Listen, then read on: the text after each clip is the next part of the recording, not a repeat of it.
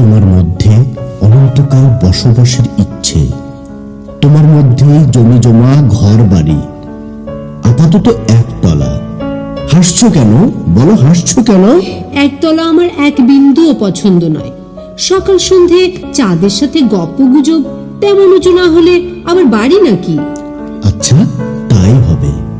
চাঁদের গা ছুঁয়ে বাড়ি, রহস্য উপন্যাসের মতো ঘোরানো পেঁচানো সিঁড়ি, বাঁকে বাঁকে সোনালি সাজানো স্বপ্ন দৃশ্য, সিং সমেত মায়া হরিণের মুন্ডু। হাসছো কেন বলো, হাসছো কেন? কাটা হরিণ দেয়ালে চলবে, অসহ্য।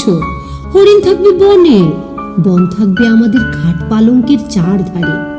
খাট পালঙ্কের নিচে ছোট্ট একটি পাহাড়, পাহাড়ে পেট চিরে ঝর্ণা। আচ্ছা, তাই হবে।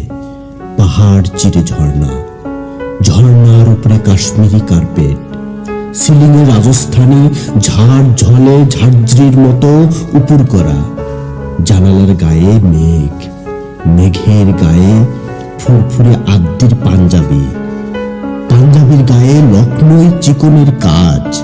হাসছো কেন বলো, হাসছো কেন? মেঘ রোজ রোজ পাঞ্জাবি পরবে কেন? একদিন পরবে বালুচুরি কিংবা খাটাওয়ের পাতলা প্রিন্ট, মাথায় বাগান খোপা, খোপায় হীরের প্রজাপতি। আচ্ছা, তাই হবে।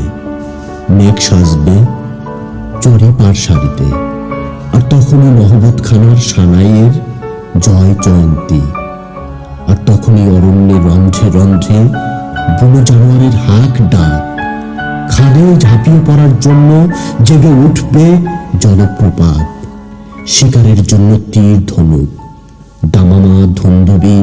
হাসছো কেন বলো, হাসছো কেন? তুমি এমন ভাবে বলছো যেন ভালোবাসা মানে সাপে নেউলে ভয়ঙ্কর একটা যুদ্ধ।